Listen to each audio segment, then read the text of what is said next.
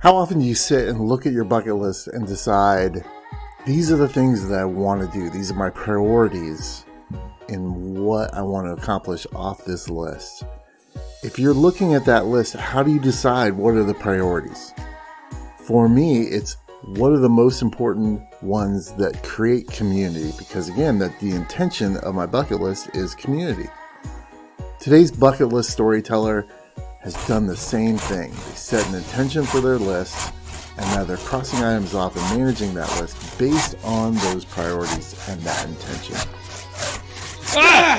Hey, move. We're rappelling down. We're rappelling down. Move. I don't want to squish you with your stuff.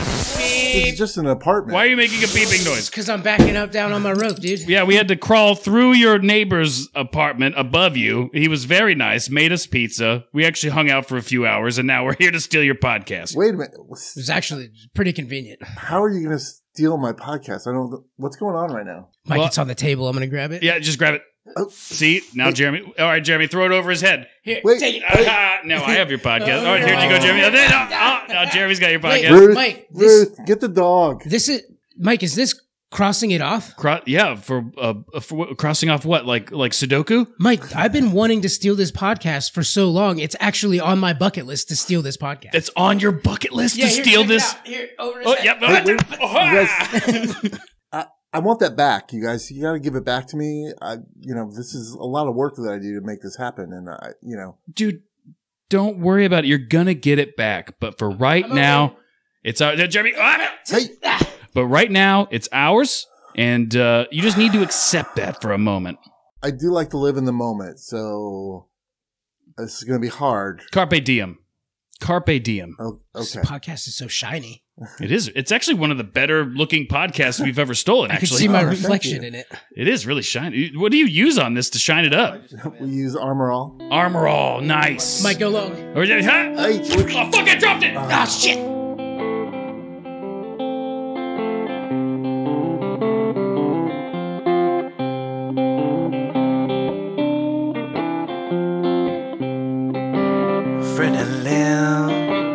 Friend and Liam, when am I gonna see you again now that you're leaving?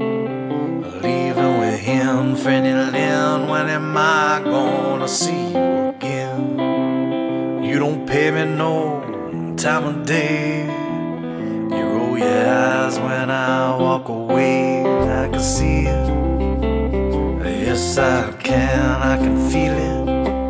And there it goes again, it goes, friend and Liam, when am I gonna see you again now that you're leaving? Leaving with him, friend and Liam, when am I gonna see you again?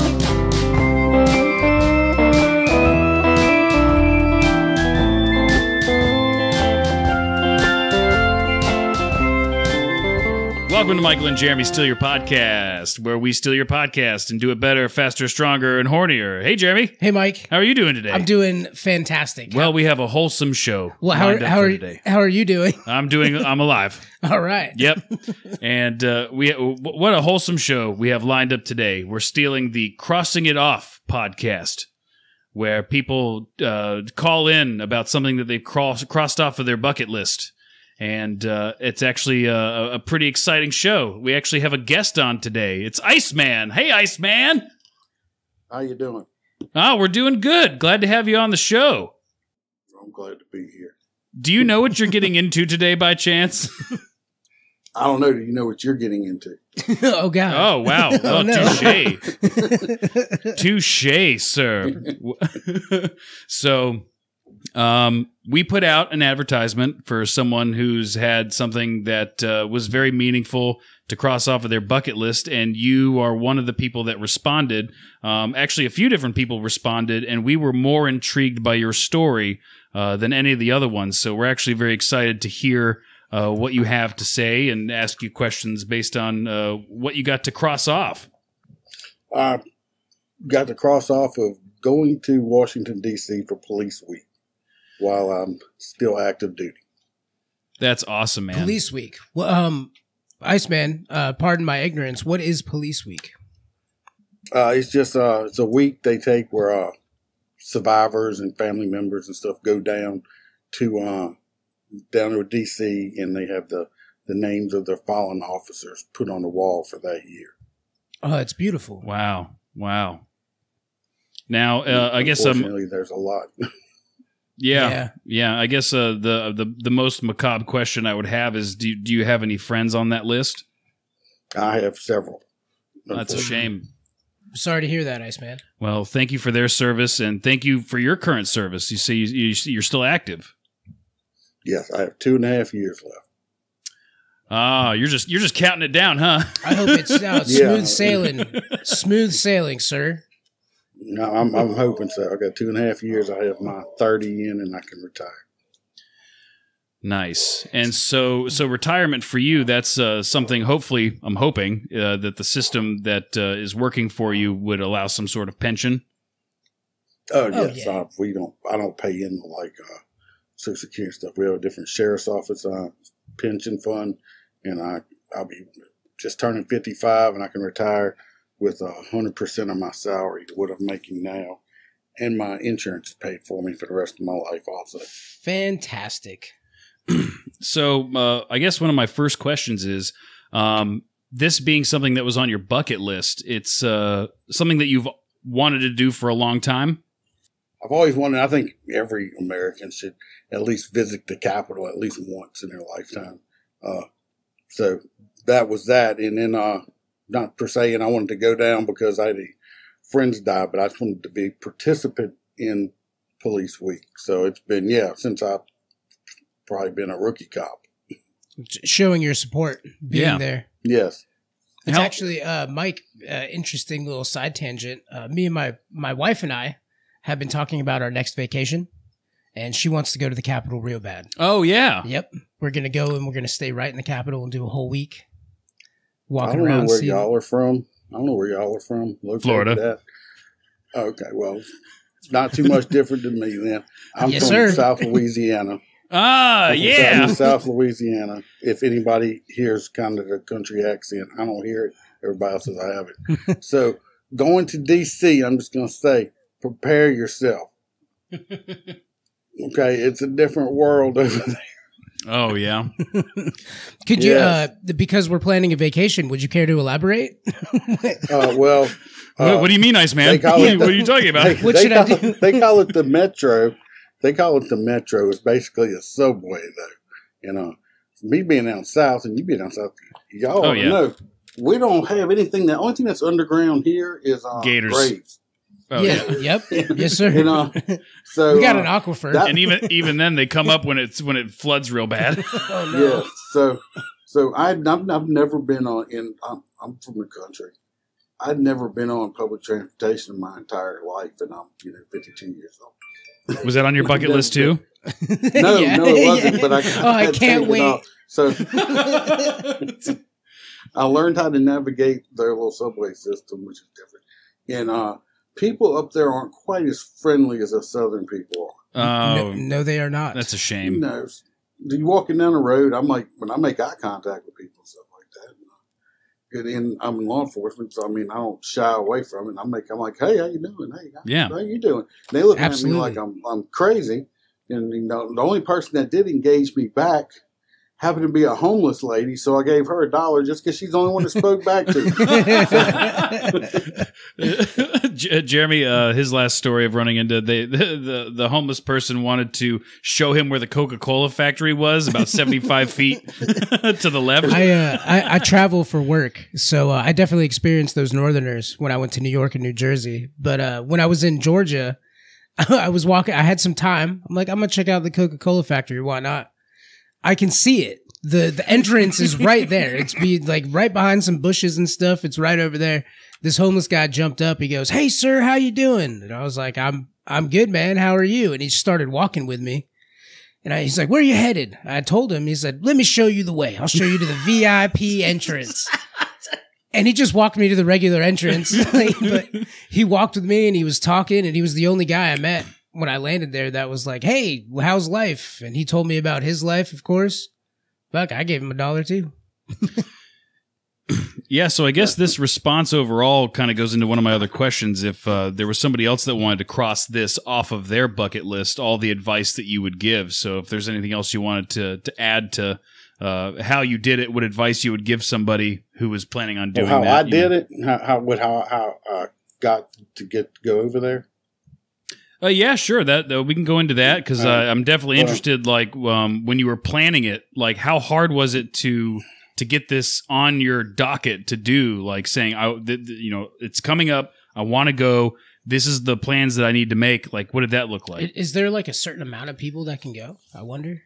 You have to file. No. Well, some departments will pay for it, and some don't. My department, I happen to be in the sheriff's office himself, the big boss man, number one. And I happen to be talking, and I say, oh, by the way, I said, look, police week's coming up, and I said, I want to go. He said, well, you can go. I said, really? He's like, yeah, you got vacation time? I said, yeah, you don't understand. I looked at him, I said, no, sir, you don't understand. I said, I want to go, but I want you to pay for me to go. And it didn't quite work out like that, but it did work out well. He gave me the time off, not against my vacation time, so I didn't use any of my time. Well, as it should be. He gave me. I was able to take my police motorcycle down and stuff like that. Nice. And I happened to have some buddies from another department that I used to work for was going down there, so I was able to put my motorcycle in their trailer, and they were staying in there, and their department was paying for them to go. So I ended up bunking up with one of them the whole time I was down there. So basically, the trip cost me only thing the trip cost me was buying my food for the week. So, couple gas station hot dogs. You hitched a ride with some buddies. It's perfect. Yeah, I rode down with them, stayed with them, and everything else. So I lucked out. The whole week trip probably cost me about $400. So that had to be an adventure in itself, being with a couple buddies on a road trip. Oh yeah. So taking your cruiser with you, was that did that add to the quality of the trip? Did that was that something important for you to do? My motorcycle? Yeah. Okay, you said cruiser. Well, I don't know. I thought people refer to motorcycles as cruisers too. The cruisers are the cars. Oh, I thought the big motorcycles that you can just like really cruise on. People call. Maybe I'm thinking of Chopper. Mike, I think you're thinking of the. Mike, you're thinking of the Al Pacino. Your motorcycle machine. Cruising. We just call them motors. Okay. Continue.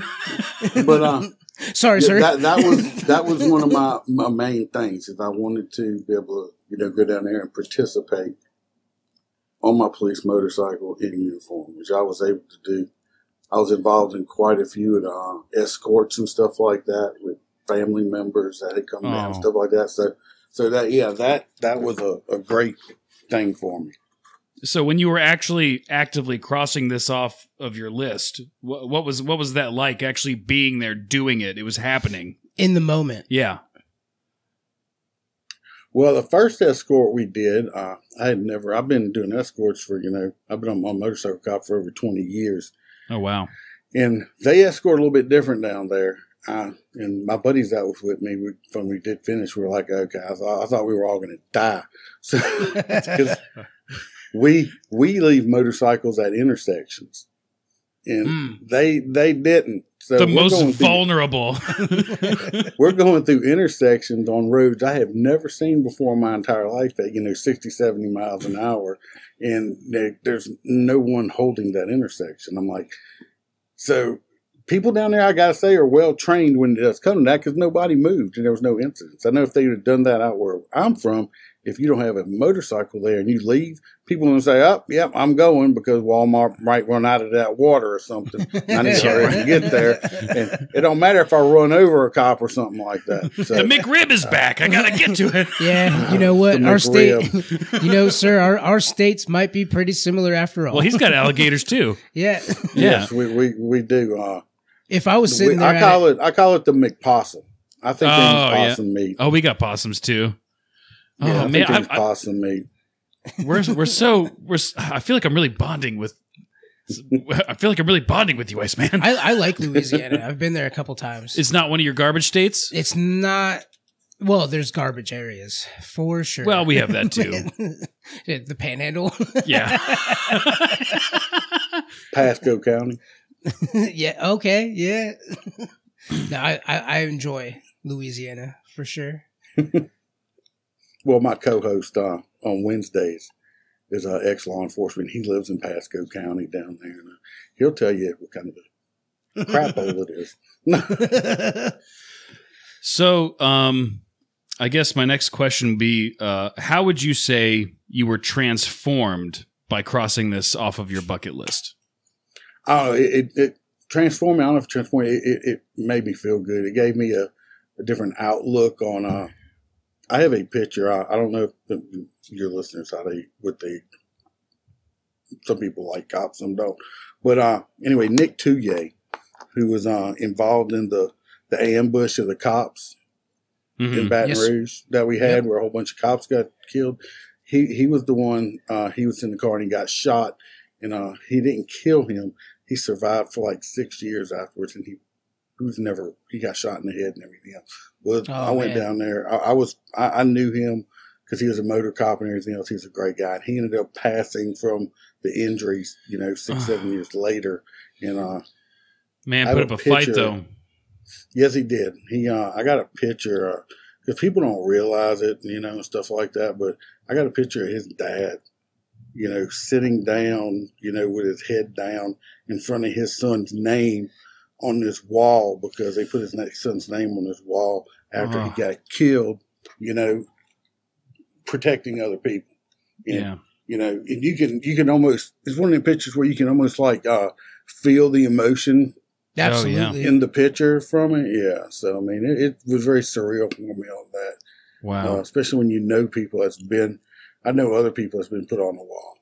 So, whether there's people out there that like the cops or not, like you mentioned earlier, there's something to be said about brotherhood. Yeah, for sure. Heroes as well. I agree with that. I don't care what anyone's opinions are. I mean, you have to remember, if you're the kind of person that's going to rope the actions of an individual in with an entire group of people, you're doing life wrong. Yeah. You know what I mean? Unless it's like Nazis, we can fucking Nazis, but the real ones, the actual ones, right? Actual Nazis, that we defeated, not people that you're. Yeah, exactly. Well, I mean, they're trying to come back around, and I say fuck those new Nazis too. But I'll love any kind of racist group they have out there. Period, needs to be demolished and put down. Absolutely, it's ridiculous. I mean, that's like, I'm gonna put it this way. That's like, since we've made references to McDonald's before, that's like if you go to McDonald's and you ordered that crew thing of 20 nuggets for $11.99, which is a great price, by the way. And you get home and you count and you only have 19 nuggets. Are you going to be mad at every McDonald's worker from now on because you got shorted that nugget? Absolutely not. I mean, that's that one person that probably ate your nugget while nobody was looking. And only gave you 19 nuggets. Well, I mean, he's starving, living on what they pay those people. Although we're in a state. They're getting 15 an hour now. They're getting $12-15 an hour now, and and you're going to forget to put a straw in there. Come on. Yeah, I know. It's like there are people working for Lockheed Martin that are making the same amount of money as you right now. I can show. They got some small departments. This will tell you what, people that do hate cops. They have some small departments. I'm talking very small, not full-time departments, stuff like that. They got guys that go out there and do this stuff for like $12 or $13 an hour, and you got people flipping burgers making more than them. Yeah. Wow. So them people gotta love to go out there and put their life on the line for their community and for people that don't like them for less than what you can make putting fries in the bag. Oh, absolutely. I've always thought, for people that do anything that's going to put their lives on the line, there needs to be compensation for that. That's just my opinion. And other people would argue, well, you know, police officer is a public servant, so we're not going to overpay these people because we want to make sure that the concept is you're doing a service, and therefore you get we don't have to pay you. You get it out of, you know, pride. Well, that's an important part. I'll tell you too. what, after doing this for almost 30 years, when I first started, this was back in like 95. I made, and this ain't a joke, I made $895 a month before taxes. Jesus. And I paid $400 a month child support. Okay.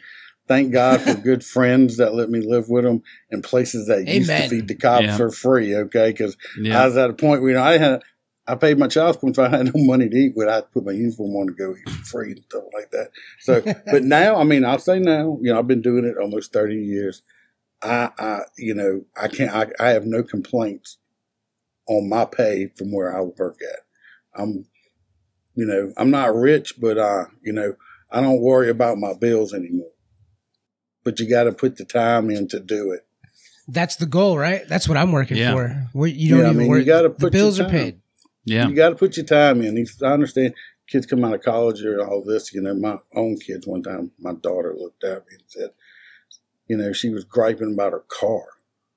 Well, I want this, I want that. She's like, well, you have this. And I'm like, yeah, but I'm 40-something years old. It took me 30 years to get that. I worked my butt off. I didn't just like, you know, get out and just get the best car. I said, my first freaking car cost $800. It was a 1979 Ford Fiesta. Nice. Nice. Okay. Nice. I think it had 12-inch tires on it and a 4-speed on the floor. It had one of those levers like in a golf cart. But basically, I fed the mice at night so I could leave the next day. Wow. But no, DC, I don't know. I'm watching myself. I don't know if y'all have listened to my podcast because I'm raw and unedited, so that's why I've been trying to watch my language with y'all. Hey man, you can say whatever you want to say. Bitch, cut, ass, bitch. I'm not PC at all. I'm surprised I'm still on Facebook and YouTube at this point. It's not called me yet. Open up, bro. Open up. You're gonna amongst family now. We're a freedom of speech podcast. Yeah. If you're going to go to DC, I'm warning you now. This old country boy. We went to this place, this food place. Well, first of all, I'm 6 foot and 300 pounds. I'm not a small guy. Okay. And, I'm not real. A lot of people don't think I weigh that much, but regardless of the fact, I'm not a small guy. Everybody up there, the majority of people over there are skinny. I'm like, well, I know why they're skinny because you got to walk every fucking where you go. Yeah. And the food sucks. Okay. I went to a place in the food. They come out. I was like, it looks delicious. And it was a hamburger. It was a cheeseburger. You can't even fuck up a hamburger. Okay. The girl come out and say, she's like, well, how was it? I said, I could have licked the table and got more flavor out of it. Because it tasted like somebody made a ball of meat, ground meat, and just cooked it. That's exactly what they did. Jesus. And Iceman, that's exactly what they did. And I had to ask twice. I don't know what the deal is there. I had to ask twice just to get ice put in my damn water. I don't know if it's like is this fucking Europe? Yeah, they're like, what the fuck is this? Just 1855? What the fuck is going on here? I just want ice. Yes. Then I got up and went to the bathroom because I'm old and I pee a lot now. So I got up to go take a piss and I walked to the place where the restrooms. I'm standing there and I'm looking at the two doors. And I'm like, okay. Iceman ain't in Louisiana no more because they had two doors. One of them didn't say boys, one didn't say girls, one didn't say men, one didn't say women. One didn't. Both the doors said the same exact fucking thing. Oh my God. It's like, which one has the boys so I can piss on the floor like everybody else? What did it say? It said all of us. What? Yes, the bathroom door said all of us. Personally, I just wanted to take a piss by myself. I didn't need everybody else in there with me, okay? But it said all of us. Oh, yeah, it's very... was it a picture of people holding hands? No, it just said all of us. I'm like, I can't believe this shit. I mean, like I said, I'm from South Louisiana. I watch the news and I see stuff and I'm like, yeah, whatever. So this is okay. So this is my view on the situation, and I'm the kind of, I think you're resonating with Jeremy a lot more than me. But can I let me say something? Let me finish first. So I honestly I don't care, because I'm one of those people who was like, well, it's, you know, do you, bro? But the point when it comes to the bathrooms for me, don't call me bro. Is that shut up? And penises and vaginas pee differently, and the women that have to deal with only vaginas peeing all over the place have to have their own problems, and then men who pee with their penises in bathrooms have their own problems. The concept of combining all of those problems into one bathroom scares the shit out of me. But I want you to think of it this way. You could also have double the people in there. Because if you got one person sitting down to pee and the other one standing up to pee, it's like, just spread your legs wider and I'll just attempt to get in between your legs there. I tried to do that with my wife for 10 years. Game. I've tried to do that for 10 years being married, and she never let me do it one time, and it's probably my biggest regret. The trick is when they say no, you just piss in the sink next to him. You did this. This is your fault. You didn't say yes. Yeah. I witnessed that when you pee in the sink. I witnessed that in when I was working in Portland, and I went into a bathroom, and the signs were the same. There was no words on them. It was just a picture of a person, just the male symbol on both of them. Uh-huh. And I was like, oh, left it is. I'm going left. I always had the left means death scenario just because of the Holocaust. Okay. You just went completely all right off with that one. 6 million people in 3 bathrooms. I told you. Our ADHD is also very bad. So that was that was very different for me on that. I mean, I don't, like I say it on my podcast. I mean, I don't care what you want to do. I mean, my son's gay. I don't. But my son's gay. I don't care. My whole thing is with it is you can have pride. You can have all this stuff. No, man. But just, all these companies and all stuff like that. It's like, just stop. I hate Bud Light. It tastes like trash. Bud Light was I don't never drink good. beer. Oh, no? You're a whiskey boy? Straight whiskey and bourbon. Oh, we're doing that right now, actually. Yes. What is this? That's Scotch. Yeah, this is Scotch. We right have now. Scotch right actually, we should bust out the Buffalo Trace. Buffalo Trace. If you want. You drink Buffalo. Dude, you need to drink some Buffalo Trace. I've been drinking some lead slingers right now. What's lead slingers? We need to add it to our bucket list, Jeremy. To drink lead slingers? Yeah. It's a veteran-owned whiskey place. They make their own whiskey. It's called Lead Slinger. And so is that local? That's local to you? No. Actually, there's only one place in this area that I had to go to a cigar bar type place to find it. It's not readily available. So when the Bud Light thing happened, because I drank too much bourbon, so I was like, I need to just start drinking beer. Is there such a thing as too much bourbon? I was crushing your liver will tell you. I was crushing 2 half gallons a week. I was just drinking. Yeah, that might be you didn't drink Jameson, huh?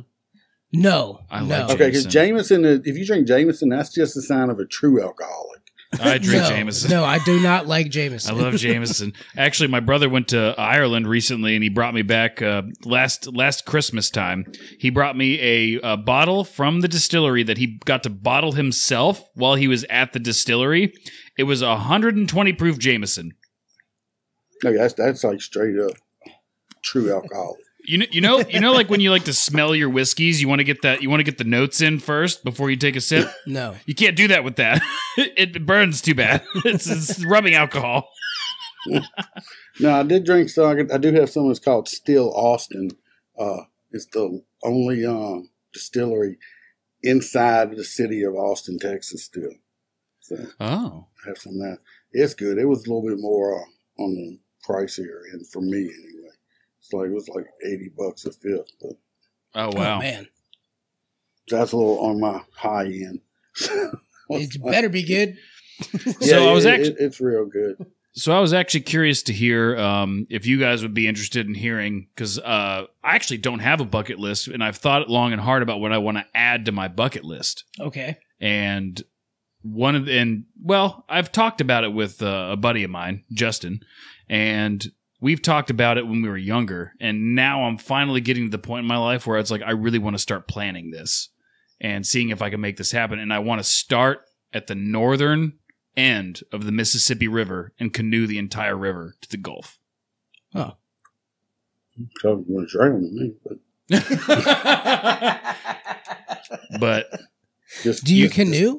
Yeah, you have to canoe it. No, do you canoe? I mean, I haven't yet. I have to add that to my list of Okay. preparations. So you don't even canoe? All right. I don't even canoe, Okay. Iceman. I don't. You might want to try that out first. Yeah, that's stage number 1 is to learn how to canoe. Mike, I have learn how to do it. Mike, I have a rower. If you want to practice. Oh yeah, you I do. have a rower. Rowing and canoeing is two different things. You're paddling in a canoe. You're not rowing. Yeah, you got one. Mike, you're not going to canoe. Paddle. I'm going to canoe. No, you're going to kayak.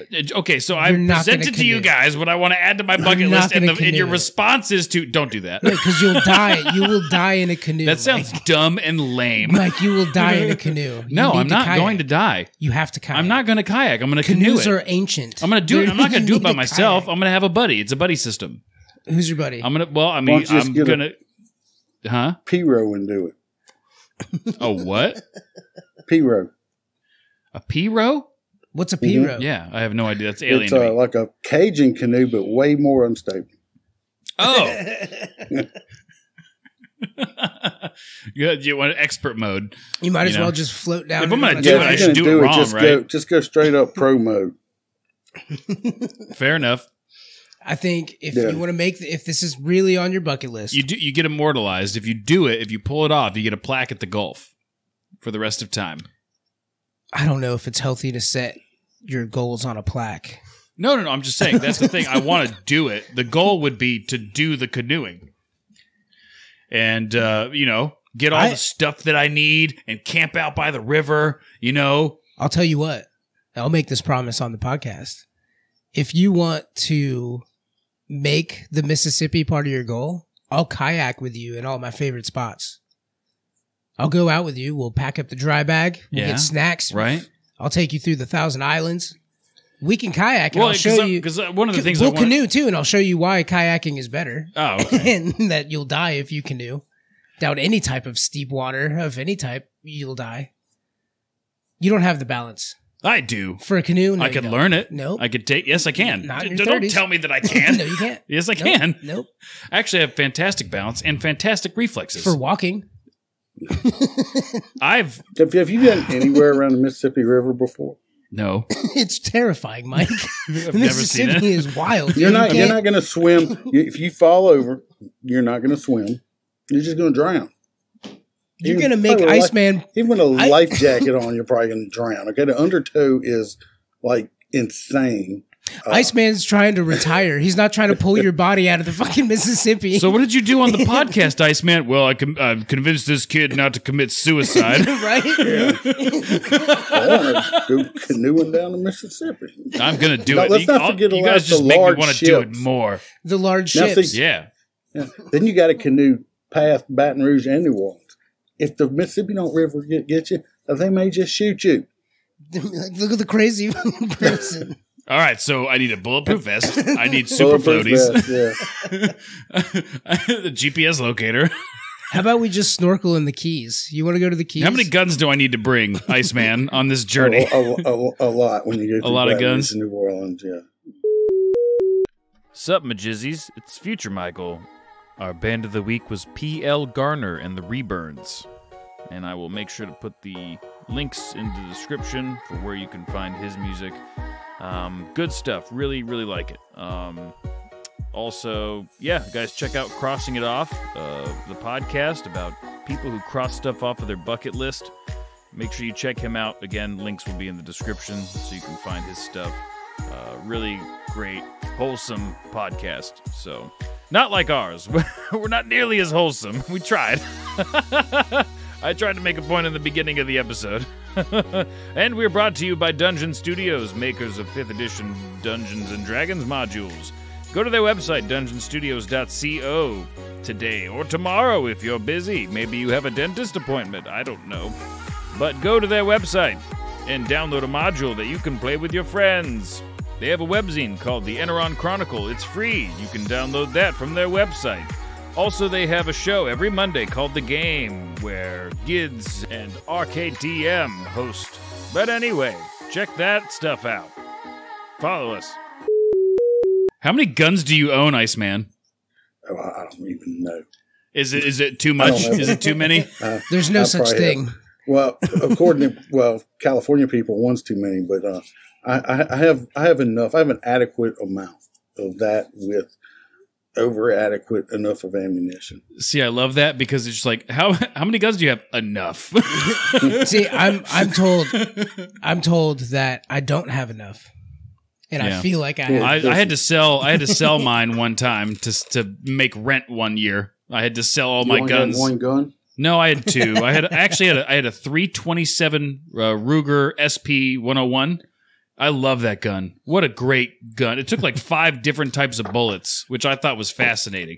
And then when I bought it, they stopped chambering it for like 9 years. And the cost of the gun skyrocketed because the 327 Magnum just wasn't being chambered anymore. And so I bought it when I bought it, and then I had to pawn it. And the cost had gone up so high that when I pawned it, they gave me the exact amount of money that I paid for the gun. How much did you pay for the gun? $350. $350? $350 I bought that gun for, and I could have sold it for $1,200. Like to like a dealer, you know, if I really wanted to take the time, but I was desperate, rent was due next day. I went to a pawn shop and I sold it, and he gave me $350 for it, and I was like, "Oh, this was a bad idea," but I broke even. You could have called me. How old were you? And I also had. I would have bought it. You could have went back and got it. No, I'm sorry. I didn't pawn it. I sold it to a pawn. I sold it to a pawn shop. It was, please take this. I'll never be back. You'll never see me again. Yes, I need the money as much as you'll give me. Thank you. And I also sold my 1947 Mosin Nagant rifle. What a beautiful gun. All wood. Oh, my God. Oh, what a beautiful, beautiful gun. Bolt action rifle. You know, 7.62 by 5.1. You don't know that. You could have called me. I would have bought both of those weapons. I would like when I got bored, I would just clean my Mosin because it was nice and relaxing. So, you know, you get the rifle bore in, you know, you're cleaning the bore with the long stick and oiling up all the individual pieces and taking it apart and putting it back together. Is that why you like guns, Iceman? No. Oh. You just made it sound like a bad Pornhub movie. Like you were knitting. I like the aesthetics of guns. You know, I think Iceman, can you help me with something? Actually, you probably know. I'm not even probably. You got to know a lot more about guns than I do. Me and my wife are looking for something subcompact, just personal defense. For inside your house, you're not going to take it out. Well, she doesn't really, but she had wrist surgery, so it's got to be something easy. You know what I mean? I've got a Canic. 9mm. It's got a Glock. Ooh, yeah, subcompact. Glocks. They don't have that one much recoil. I want a 1911 so bad. 45. That's like my dream gun. If I had to ask you your favorite 1911, you better not say Kimber. I'm sitting here in my studio, and I got a 380 sitting on my personality enhancement center over there. I got a bullpup 12 gauge sitting like right behind my computer here. Oh, that's neat. Yeah. I think I got a 10 round mag in it. Clip, yeah. I bought some of them damn dragon breaths. I need to go shoot those. That's when they shoot fire. Do you have any bucket list items with your guns?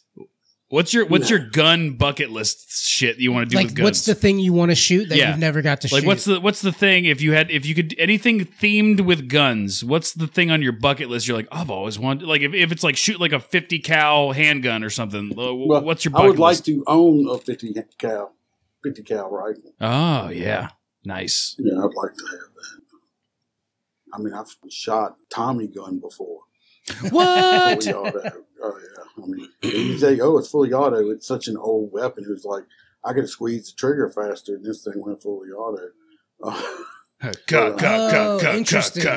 Yeah. Did you yell like any? the kind Bonnie and Clyde and them. Yeah. Did you yell out any cool one-liners while you were shooting it? Oh, I don't remember. Like, have a nice day. Get off my lawn. Just something cool. When's the McRib coming back? You know it's just made of possum. The McPossum. I actually convinced this guy. Actually, this guy convinced about 2 years ago that they were really made of possum. Someone convinced you of that, or you convinced yourself after saying it for so long? I had this guy convinced that they were made of possum. Oh, you told somebody? I was like, that's why they're so limited. They only come out certain times a year because, it takes a long time to kill that many possums in process. That's so good. Oh, my God. Yeah, because you're backing it up with, like, quote-unquote facts and, like, reasoning. Yeah, that makes sense. And the uniform, too. They're like, this guy knows. Yeah, this guy knows what's going on. Ooh, I had a question that I knew that I wanted to ask you. What's the weirdest thing that you have in your evidence locker right now? Oh, I have no idea. Oh, you never go in there? Oh, no, I'm not allowed in the evidence locker. What's the weirdest thing that you've submitted to evidence? It's not like it's on TV. I turn evidence in. When I turn evidence in, until we go to court, or if we go to court for it, I don't see it again. What's the weirdest thing you've turned into that you had to bag and process?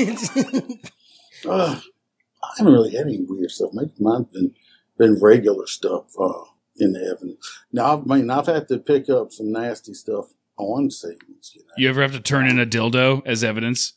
No. I didn't work any rapes.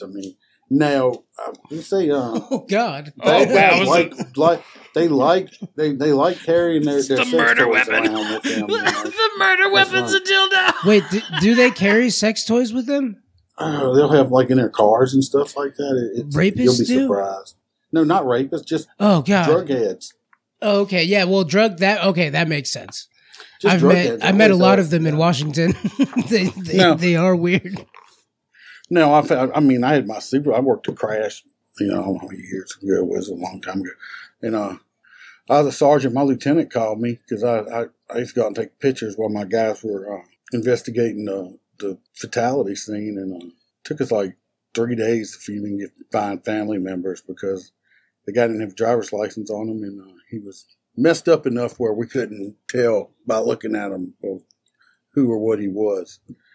But I get a call from my supervisor, and the lieutenant, he's like, well, the family's out where the crash happened, and they're complaining, because they were still I guess they found some chunks of meat from him still stuck in the tree. Ugh. I was like, I'm not going out there picking chunks of this guy out the tree. I said, tell them to leave. I said, that's not my job. I said, if they leave in a few days, the squirrels and stuff will get it. And it won't be.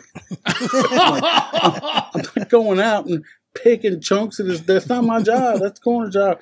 Sometimes you work crashes out. They're spread out enough where you might miss a piece or two, Oh, oh man. That makes me sad. Oh, what a life. Way to bring the room down, Iceman. Well, why does that make you sad? The dude it's just was doing about he was doing 130 miles an hour on a road that was 25 miles an hour. He kind of did it to himself. What if his wife was pregnant? He still was did not it. Married. He was leaving. It wasn't even his car. It was some other dude's car when he had snuck over there and screwed his old lady and took the guy's fancy car for a joyride and killed himself and totaled it out. Okay, well, yeah, all right. That's a level of stupidity. Hold on, let me check my pocket here. Nope, all out of fucks in that one. So. Well, you have to be, right? You have to see everything as what it is. Oh yeah, if you don't, you'll go crazy. You have to see it for what it is, dude. 130 and a 25. That's people they're like, oh, feel so something. No. A lot of people do stuff to themselves. Yeah, unfortunately. I guess I have. I think this is the last question that I really have. Is do you have anything that you're currently trying to add to your bucket list that you want to work towards next? I'm hoping to get my podcast big enough so when I do retire in the next 2.5 years or so, it'll just be like a full-time thing for me. Not trying to make a fortune on it, just enough to cover the bills, but That's the beautiful thing. You can just keep doing it. Yeah. And actually, you gotta do is why keep don't you take the opportunity to maybe tell our listeners about your podcast right now? Yeah. Let them know. Well, it's called Motor Cop Chronicles Podcast because I'm a motor cop. Basically, I try to have interviews on people, audio only on Sundays. Works out sometimes, sometimes it don't. Every Wednesday, we do live shows on Tuesday, on Twitch, Twitter, YouTube, Rumble, Facebook. All I do live shows. Me and some other guys that used to be cops, and we talk about cops in the news, good and bad, stupid criminals, and other, just law enforcement stuff in general, and give our unedited, un-PC opinions on it.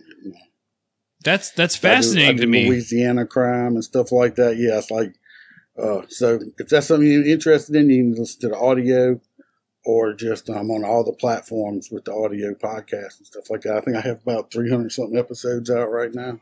Oh, wow. So that's bingeable. But I think start the backlog. I think that's incredibly fascinating to hear other officers take, they see in the news the really, really good ones that are, risking their lives to save babies and kittens. They mostly see the bad ones. Yeah, but yeah, that's I honestly feel like you're right. That people focus more on the negative aspects of more views, officers, more right? Because it's the shock stuff. value. Yeah, it's the shock value, and people have formed militias in response to bad cops. I would say the minority. I imagine. And in all honesty, the good cops also a minority. But you have the people that go out there and crush it, doing their jobs every single day. They're not doing terrible, terrible things, and they're not necessarily doing the best of the best things either. But you have that normal line, and I want to hear more from the people that live and experience both sides, give their take, and I think everyone has their day in the sun. I think everyone is capable of doing those really, really, really great things, and I wish more people focus on the best of the best, because I think that everyone has the ability to do that every day. Everyone can be their best self. Everyone can make the right choice, and everyone can give as much as they can to help. Oh, yeah. People need to put their phones down instead of recording somebody getting beat up and go help stop it. Yeah. Did you see that video of Pizza guy? No, the two officers showed up. There was like a drunk dude shooting out with a shotgun from his house, and these two officers showed up. And they both got shot in the head with the bird shot. They survived. And then, neighbors came out all with their firearms and were taking cover and were helping the officers out. Take out this dude. Yeah. I was like, that's for me, I watched it. I was like, that's so cool, dude. The community came together. Yeah. This guy just injured two officers. And they were still, they're bleeding from their face. And God knows who's in that house with this dude. But they're still making it happen. Yeah. Even though that they're bleeding from the face. That's crazy. It was amazing. And then just neighbors. You see them pull out their sidearms and just pop, pop, pop, pop, and they're covering the oh man. It was so cool. Well, I'm lucky. Like I said, the area I live in is still, it's not like Chicago and Portland and California and stuff where people just hate cops. Of course you got your cop haters. We recently had a officer involved shooting while I was in D.C. and a motorcycle cop that I've known. And he ended up dying about a week or so ago. They unplugged him. But he showed up for some guy was hollering at people in the parking lot. He rolled up. And as soon as he rolled up and stepped out of his vehicle, the guy rolled his window down and shot him. He shot him 3 times and hit him in the legs. When he was on the ground, calling for backup, basically trying to crawl to get to the cover. This bad guy seen him, still in his car, circled around, drove up right there next to him and shot him right in the neck. Oh my God. Dude. Oh yeah, I mean, just straight up, execution basically. Now, fortunately, some other law enforcement people caught up with him up the road.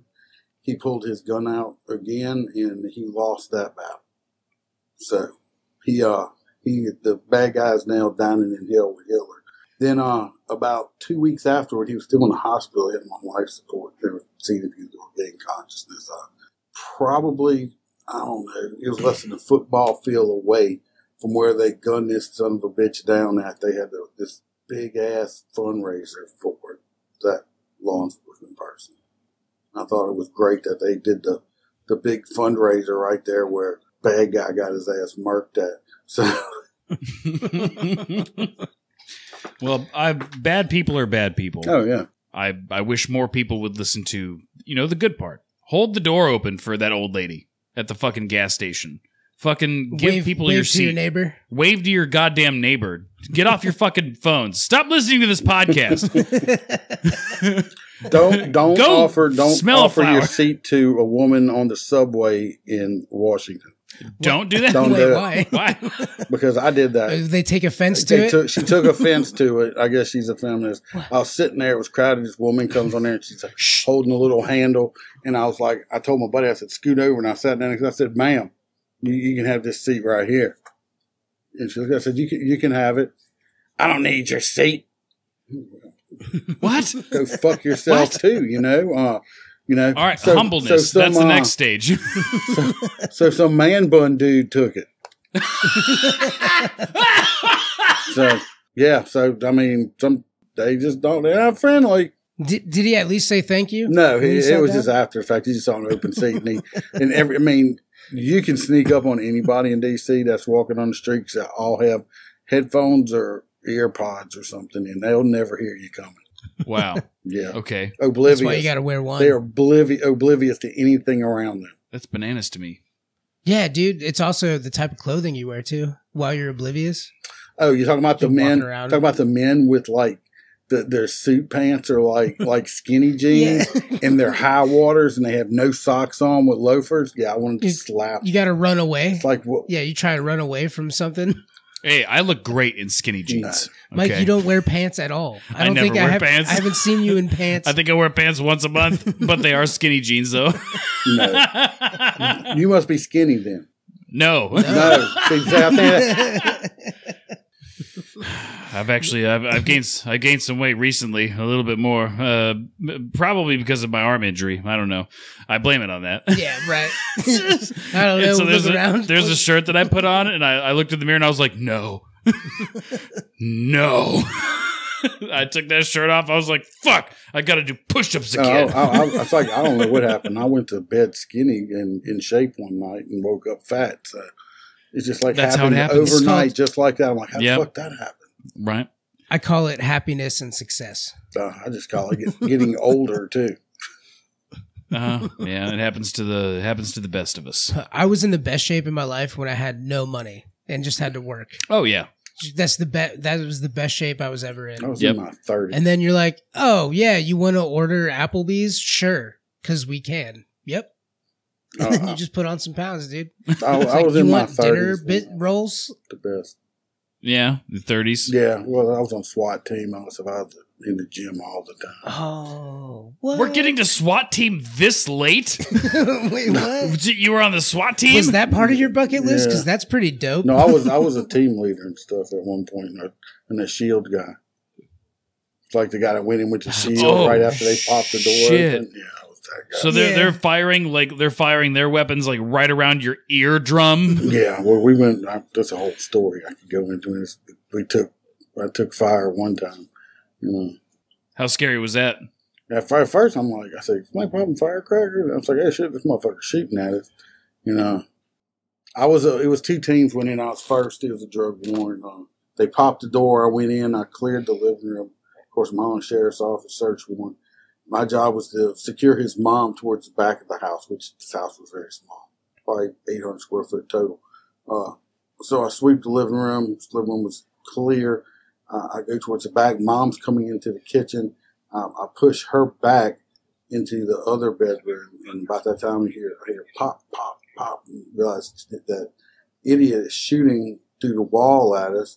So I threw her on the ground, and I laid on top of her, kind of where my back was towards where the gunshots were coming from. So if a bullet hit, it would hit me and not her, because I had my God, my gear. And he's shooting his own mom. Yeah, I had my. He doesn't know what he's shooting at. He's just shooting. He's just shooting. So I did that. Stupid. So I would take the bullet and not her. Well, he unloaded a whole magazine, which was like 15, 16 rounds. I had a submachine guy on me that was with me. So when we got there, I looked at the third guy that was in our stack, and I saw a window unit, and I told him, I said, take that. I said, rip that window unit out that window. And they did, and I looked at this woman. I said, you going out that window. And of course, she wasn't a small lady. You know, she's like, I got a bad, she says, I got a bad back. You know, I'm like, you want your back to hurt, or you want to get fucking shot? So we chunked her little round ass out that window onto another waiting law enforcement guy that was out there who was probably about 6'4", but weighed probably 150 pounds. You know, it's like, here, catch. Then I'm holding the shield, looking out door the window. We had another guy from another department. He had got pinned down in the kitchen, so he squatted there pinned down in the kitchen. So I leave cover with my shield, go out and get him. And he goes out the window. We had another guy, you know, he felt something. He's like, am I bleeding? Of course, he was just sweating. Thank God he didn't take no round. But I was in the house probably holding that. The shield's not light. It's 50 plus pounds. And I was holding that thing with the sub guy. I mean, probably about half an hour or so. The guy was loading. Holy shit. He was loading the AK. You could hear him. You could smell him. He started smoking weed and playing Leonard Skinner. What? Yeah. During a firefight? Yeah, and it's on his terms, basically, right? Yeah. So now He was crossing something off his bucket list, is what it sounds like. Yeah, he was. He's like, firefight with the cops. We're basically into a barricaded situation at this point. You know. Oh shit. So anyway, the hostage negotiator come in. They finally talked him out, and he gets arrested. Now the whole thing is the bad guy. He was paralyzed. He was paralyzed from the waist down before this happened. So when the second team came in, he started shooting. They opened up on the room. They like sprayed the room down. Of course, this is an old wood house. His bullets went through went into the room and out the back of the house like Swiss cheese. Well, come to find out, he was laying on the floor. When he heard us come in, he just rolled out of the bed. He was laying on the floor shooting in my direction, because that's where he heard the noise at, and they sprayed down on him. I think he got shot in the big toe, which he didn't feel because he's paralyzed. But yeah, he got out about 3 or 4 years ago, and he was crossing the road in his wheelchair and got smoked by a car and got run over and killed. So karma was still after he did his time. Yeah, he did like 13 years. And then he got smoked when he got out in a wheelchair. I got a phone call saying, "Yeah, you remember so and so?" I'm like, "Yeah, it's Bachelor's shooting now." It's like, "Yeah, he just got run over. He's dead." I'm laughing. Yeah, I am too. It's bad, but it's funny, but it's not. But it is. But it's not. You hear about it. He's out there. Of course, the news media stuff. Well, when we get out there, the dog takes off running. Well, we couldn't call for the dog. Okay. The news media is out there. Well, mom is outside hollering for the dog. Okay. The dog's name was the N-word. What? No. Yes. And these were a bunch of white redneck people. Okay, so they're out in the yard hollering. Oh my God! They're out there, the news hollering the N-word for the dog, and we're just like, for the dog. Yeah. I mean, I can't make it up. It's the truth. Oh man, I like that. That's everybody. Funny. Close your ears. I'm gonna call for my dog. No, it's not what you think. It's not what you think. Come here, boy. Come here, dog. Oh, yeah, dog. What's your name? What's your dog's name? Dog. What? At that point, the only thing you can yell is treats. Yeah, it's like right. That's your only option at that point. Oh man. Did that guy just want to fight the cops? Why did he roll out of bed? Was he just tired of being paralyzed? He's just a dirtbag drug dealer. While he's paralyzed? Oh yeah. He just felt like he could do anything, dude. He was on drugs. No, we had a guy. We used to call this bar the name of the place was called the Field and Stream back in the day. I forget what we called it. The something, whatever. It was a horrible blood bars, basically. And we had a dude that was in there that went in there, and he was paralyzed. Like in Blade? Like the vampires? Yeah, so you're drinking blood there? Like the vampires? Basically. Like they have oxygen bars? We called it the blood and guts.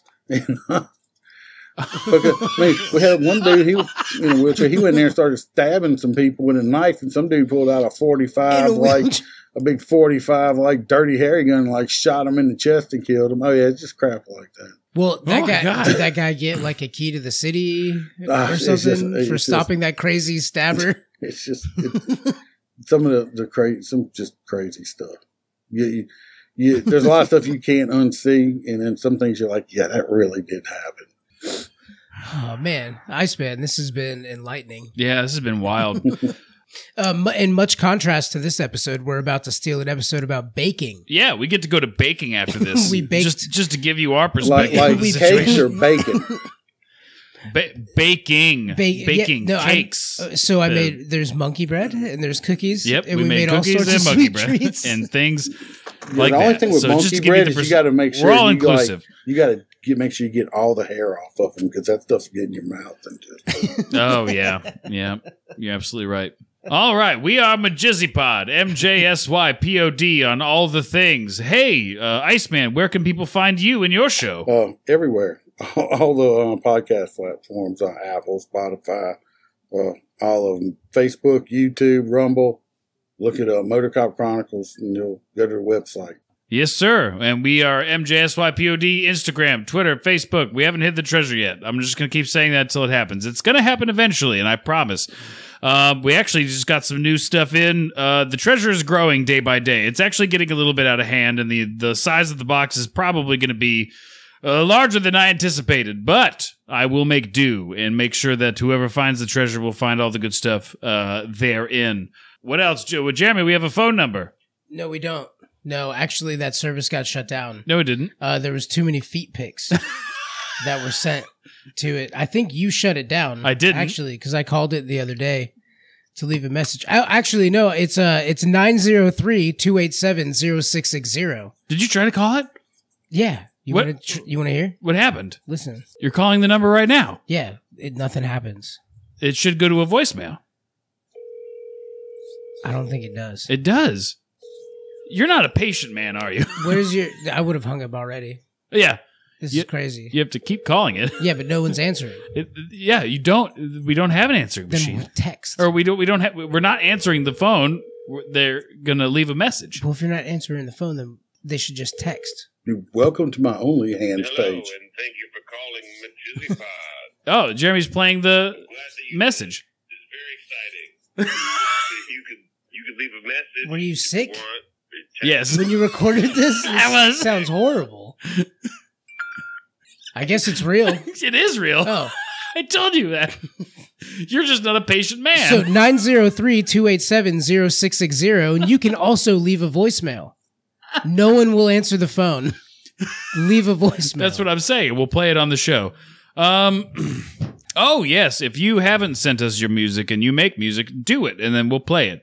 Much like the person we played today. D.L. Gardner and the Reburns. Who was? I don't know. They're on the list. Future Michael will go in and fix it. So thank you, guys. Is there anything else, Jeremy? I don't think so. All right. I love you. I love you too, buddy. Peace. Bye. Talking to me, you go running high. I try to find you, but you slip right by. Over and over, you look back the same. Years pass by, don't recall your name, but I can feel it. Yes, I can hear it. And there it goes again, I can feel it. Oh, yes, I can hear it. And there it goes again, I go.